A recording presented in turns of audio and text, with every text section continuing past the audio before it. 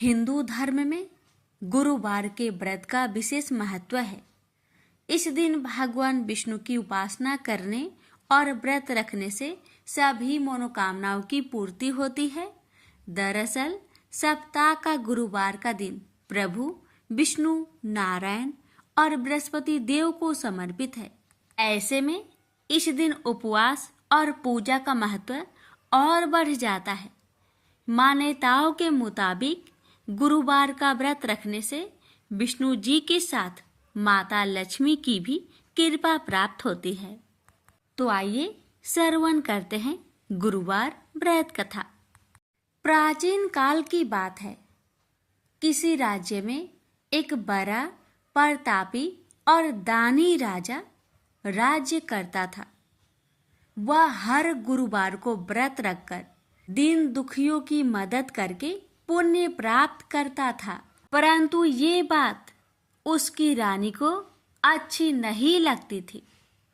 वह न तो व्रत करती थी और न ही दान पुण्य में विश्वास रखती थी। इतना ही नहीं, वह राजा को भी ऐसा करने से मना करती थी। एक समय की बात है। राजा शिकार खेलने के लिए वन में गए।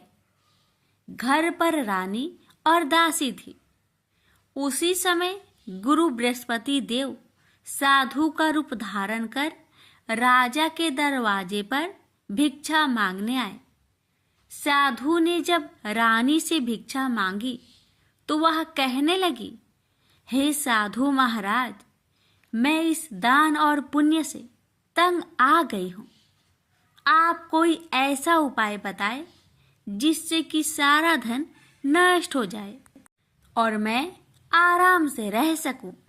इतना सुनकर बृहस्पति देव ने कहा, हे देवी, तुम बड़ी विचित्र हो। संतान और धन से कोई दुखी होता है? अगर अधिक धन है तो उसे शुभ कार्यों में लगाओ, कुंवारी कन्याओं का विवाह कराओ, विद्यालय और बाग बगीचे का निर्माण कराओ, जिससे तुम्हारे दोनों लोग सुधरे। परंतु साधु की इन बातों से रानी को खुशी नहीं हुई। उसने कहा कि मुझे ऐसे धन की आवश्यकता नहीं है जिसे मैं दान दूं और जिसे संभालने में मेरा सारा समय नष्ट हो जाए। तब साधु ने कहा, अगर तुम्हारी ऐसी इच्छा है तो मैं जैसा तुम्हें बताता हूँ तुम वैसा ही करना। गुरुवार के दिन तुम घर को गोबर से लिपना, अपने बालों को पीली मिट्टी से धोना, राजा से हजामत बनाने को कहना, भोजन में मांस मदिरा का प्रयोग करना, कपड़े धोबी के यहाँ धुलने देना। इस प्रकार 7 बृहस्पतिवार करने से तुम्हारा समस्त धन नष्ट हो जाएगा। इतना कहकर साधु के रूप में बृहस्पति देव अंतर्ध्यान हो गए। साधु के अनुसार कई बातों को पूरा करते हुए रानी को केवल 3 बृहस्पतिवार ही बीते थे कि उसकी समस्त धन संपत्ति नष्ट हो गई। भोजन के लिए राजा का परिवार तरसने लगा। तब एक दिन राजा ने रानी से बोला कि हे रानी, तुम यहीं रहो, मैं दूसरे देश को जाता हूँ, क्योंकि यहाँ पर सभी लोग मुझे जानते हैं, इसलिए मैं कोई छोटा कार्य नहीं कर सकता। ऐसा कहकर राजा दूसरे देश चला गया। वहां वह जंगल से लकड़ी काट कर लाता और शहर में बेचता। इस तरह वह अपना जीवन व्यतीत करने लगा। इधर राजा के परदेश जाते ही रानी और दासी दुखी रहने लगी।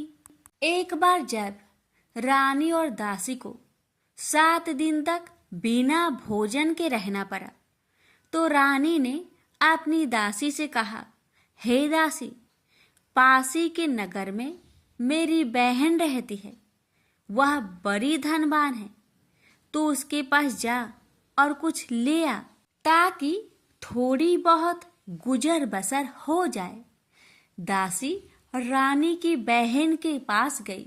उस दिन गुरुवार था और रानी की बहन उस समय बृहस्पतिवार व्रत की कथा सुन रही थी।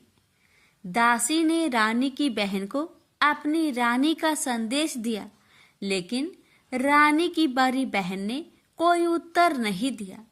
जब दासी को रानी की बहन से कोई उत्तर नहीं मिला तो वह बहुत दुखी हुई और उसे क्रोध भी आया। दासी ने वापस आकर रानी को सारी बात बता दी। ये सुनकर रानी ने अपने भाग्य को कोसा। उधर रानी की बहन ने सोचा कि मेरी बहन की दासी आई थी, परंतु मैं उससे नहीं बोली, इससे वह बहुत दुखी हुई होगी। कथा सुनकर और पूजा समाप्त करके वह अपनी बहन के घर आई और कहने लगी, हे बहन, मैं बृहस्पतिवार का व्रत कर रही थी। तुम्हारी दासी मेरे घर आई थी, परंतु जब तक कथा होती है तब तक ना तो उठते हैं और ना ही बोलते हैं, इसलिए मैं नहीं बोली। बताओ दासी, क्यों आई थी? रानी बोली, बहन, तुमसे क्या छिपाऊं? हमारे घर में खाने तक को अनाज नहीं था। ऐसा कहते कहते रानी की आंखें भर आई। उसने दासी समेत पिछले 7 दिनों से भूखे रहने तक की बात अपनी बहन को विस्तार पूर्वक सुना दी। रानी की बहन बोली, देखो बहन, भगवान बृहस्पति देव सबकी मनोकामना को पूर्ण करते हैं। देखो, शायद तुम्हारे घर में अनाज रखा हो। पहले तो रानी को विश्वास नहीं हुआ, पर बहन के आग्रह करने पर उसने अपनी दासी को अंदर भेजा तो उसे सचमुच अनाज से भरा एक घड़ा मिल गया। यह देखकर दासी को बड़ी हैरानी हुई। दासी रानी से कहने लगी, हे रानी, जब हमको भोजन नहीं मिलता तो हम व्रत ही तो करते हैं, इसलिए क्यों न इनसे व्रत और कथा की विधि पूछ ली जाए ताकि हम भी व्रत कर सके। तब रानी ने अपनी बहन से बृहस्पतिवार व्रत के बारे में पूछा। उसकी बहन ने बताया, बृहस्पतिवार के व्रत में चने की दाल और मुनक्का से विष्णु भगवान का केले के जड़ में पूजन करे तथा दीपक जलाए, व्रत कथा सुने और पीला भोजन ही करे। इससे बृहस्पति देव प्रसन्न होते हैं। व्रत और पूजन विधि बताकर रानी की बहन अपने घर लौट आई। 7 दिन के बाद जब गुरुवार आया तो रानी और दासी ने व्रत रखा। घुड़सार में जाकर चना और गुड़ लेकर आई। फिर उससे केले की जड़ तथा विष्णु भगवान का पूजन किया। अब पीला भोजन कहाँ से आए? इस बात को लेकर दोनों बहुत दुखी थे। चूंकि उन्होंने व्रत रखा था, इसलिए बृहस्पति देव उनसे प्रसन्न थे। इसलिए वे एक साधारण व्यक्ति का रूप धारण कर 2 थालों में सुंदर पीला भोजन दासी को दे गए। भोजन पाकर दासी प्रसन्न हुई और फिर रानी के साथ मिलकर भोजन ग्रहण किया। उसके बाद वे सभी गुरुवार को व्रत और पूजन करने लगी। बृहस्पति भगवान की कृपा से उनके पास फिर से धन संपत्ति आ गई, परंतु रानी फिर से पहले की तरह आलस्य करने लगी। तब दासी बोली, देखो रानी, तुम पहले भी इस प्रकार आलस्य करती थी। तुम्हें धन रखने में कष्ट होता था, इस कारण सभी धन नष्ट हो गया, और अब जब भगवान बृहस्पति की कृपा से धन मिला है तो तुम्हें फिर से आलस्य होता है। रानी को समझाते हुए दासी कहती है कि बड़ी मुसीबतों के बाद हमने यह धन पाया है, इसलिए हमें दान पुण्य करना चाहिए, भूखे मनुष्य को भोजन कराना चाहिए और धन को शुभ कार्य में खर्च करना चाहिए, जिससे तुम्हारे कुल का यश बढ़ेगा, स्वर्ग की प्राप्ति होगी और पितृ प्रसन्न होंगे। दासी की बात मानकर रानी अपना धन शुभ कार्य में खर्च करने लगी, जिससे पूरे नगर में उसका यश फैलने लगा। बृहस्पतिवार व्रत कथा के बाद श्रद्धा के साथ आरती की जानी चाहिए। इसके बाद प्रसाद बांटकर उसे ग्रहण करना चाहिए। एक दिन राजा दुखी होकर जंगल में एक पेड़ के नीचे आसन जमाकर बैठ गया। वह अपनी दशा को याद करके व्याकुल होने लगा। बृहस्पतिवार का दिन था। एकाएक उसने देखा कि निर्जन वन में एक साधु प्रकट हुए। वह साधु भेष में स्वयं बृहस्पति देवता थे। लकड़हारे के सामने आकर बोले, हे लकड़हारे, इस सुनसान जंगल में तू चिंता मग्न क्यों बैठा है? लकड़हारे ने दोनों हाथ जोड़कर प्रणाम किया और उत्तर दिया, महात्मा जी, आप सब कुछ जानते हैं, मैं क्या कहूँ? यह कहकर रोने लगा और साधु को अपनी आत्मकथा सुनाई। महात्मा जी ने कहा, तुम्हारी स्त्री ने बृहस्पति के दिन बृहस्पति भगवान का निरादर किया है, जिसके कारण रुष्ट होकर उन्होंने तुम्हारी यह दशा कर दी। अब तुम चिंता को दूर करके मेरे कहने पर चलो तो तुम्हारे सब कष्ट दूर हो जाएंगे और भगवान पहले से भी अधिक संपत्ति देंगे। तुम बृहस्पतिवार के दिन कथा किया करो। 2 पैसे के चने मुनक्का लाकर उसका प्रसाद बनाओ और शुद्ध जल से लोटे में शक्कर मिलाकर अमृत तैयार करो।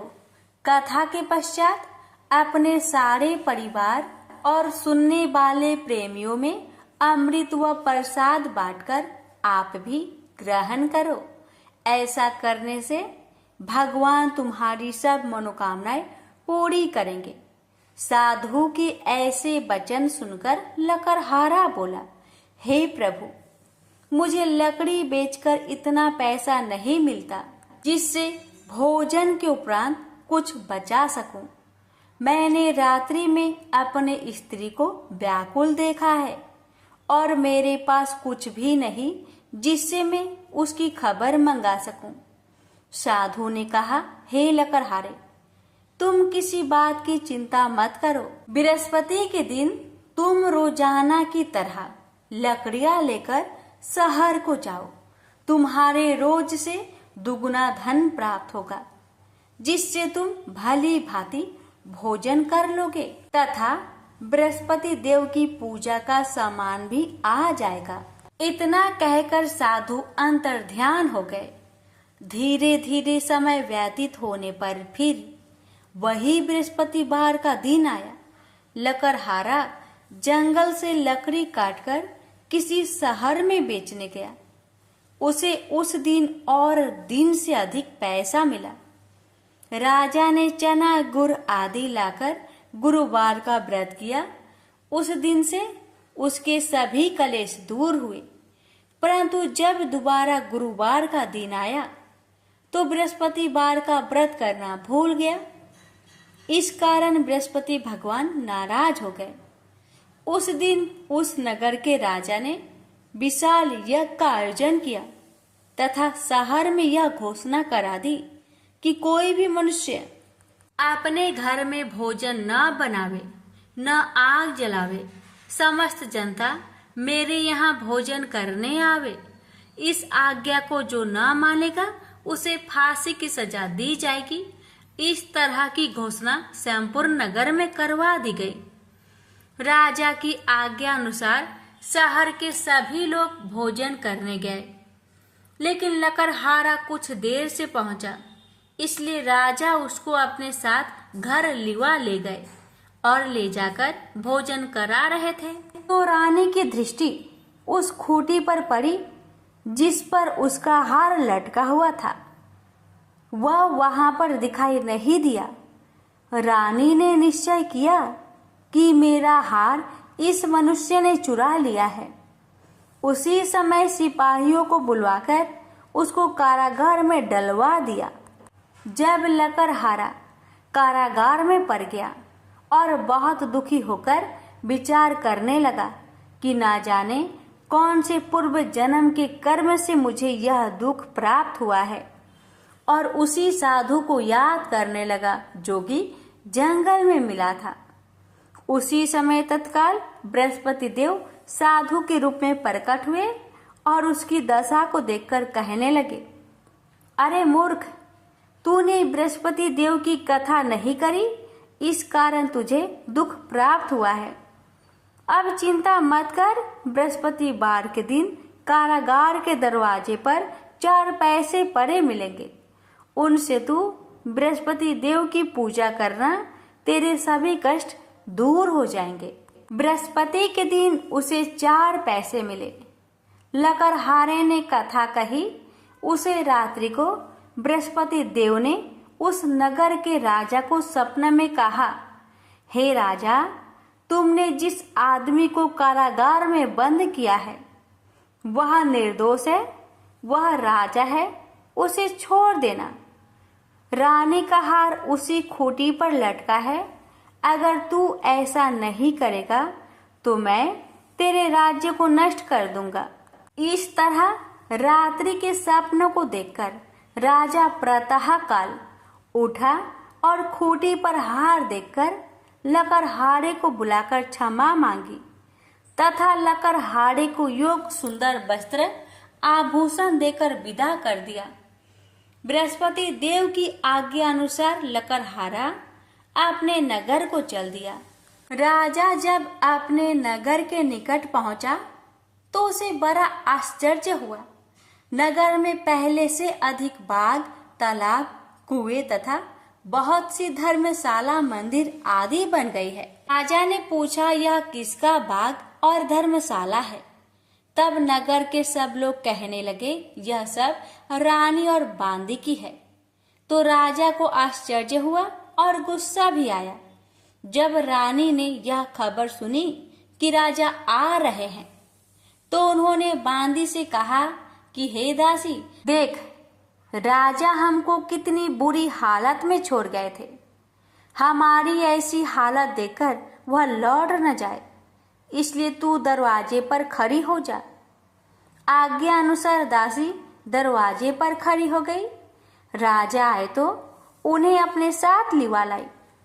तब राजा ने क्रोध करके अपनी रानी से पूछा कि यह धन तुम्हें कैसे प्राप्त हुआ?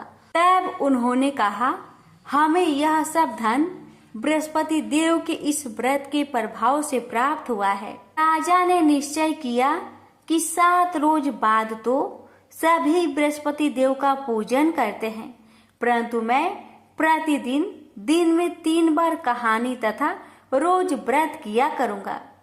अब हर समय राजा ने दुपट्टे में चने की दाल बांधी रहती तथा दिन में 3 बार कहानी कहता। एक रोज राजा ने विचार किया कि चलो अपनी बहन के यहाँ हो आवे। इस तरह निश्चय कर राजा घोड़े पर सवार हो अपनी बहन के यहाँ को चलने लगा। मार्ग में उसने देखा कि कुछ आदमी एक मुर्दे को लिए जा रहे हैं। उन्हें रोककर राजा कहने लगा, अरे भाइयों, मेरी बृहस्पति देव की कथा सुन लो। वे बोले, लो, हमारा तो आदमी मर गया है, इसको अपनी कथा की परी है। परंतु कुछ आदमी बोले, अच्छा कहो, हम तुम्हारी कथा भी सुनेंगे। राजा ने दाल निकाली और जब कथा आधी हुई थी कि मुर्दा हिलने लग गया, और जब कथा समाप्त हो गई तो राम राम करके मनुष्य उठकर खड़ा हो गया। आगे मार्ग में उसे एक किसान खेत में हल चलाता मिला। राजा ने उसे देख और उससे बोले, अरे भैया, तुम मेरी बृहस्पतिवार की कथा सुन लो। किसान बोला, जब तक मैं तेरी कथा सुनूंगा तब तक 4 हरैया जोत लूंगा। जा अपनी कथा किसी और को सुनाना। इस तरह राजा आगे चलने लगा। राजा के हंसते ही बैल पछाड़ खाकर गिर गए तथा किसान के पेट में बड़ी जोर का दर्द होने लगा। उस समय उसकी माँ रोटी लेकर आई। उसने जब यह देखा तो अपने पुत्र से सब हाल पूछा और बेटे ने भी सभी हाल कह दिया। तो बुढ़िया दौड़ी दौड़ी उस घोड़ सवार के पास गई और उससे बोली कि मैं तेरी कथा सुनूंगी, तू अपनी कथा मेरे खेत पर चलकर ही कहना। राजा ने बुढ़िया के खेत पर जाकर कथा कही। इसके सुनते ही वह बैल उठ खड़ा हुई तथा किसान के पेट का दर्द भी बंद हो गया। राजा अपनी बहन के घर पहुंचा। बहन ने भाई की खूब मेहमानी की। दूसरे रोज प्रातःकाल राजा जागा तो वह देखने लगा कि सब लोग भोजन कर रहे हैं। राजा ने अपनी बहन से कहा, ऐसा कोई मनुष्य है जिसने भोजन नहीं किया हो? मेरी बृहस्पतिवार की कथा सुन ले।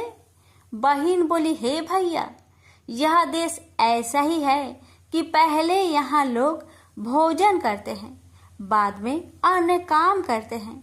अगर कोई पड़ोस में हो तो देख आओ। वह ऐसा कहकर देखने चली गई, परंतु उसे कोई ऐसा व्यक्ति नहीं मिला जिसने भोजन न किया हो।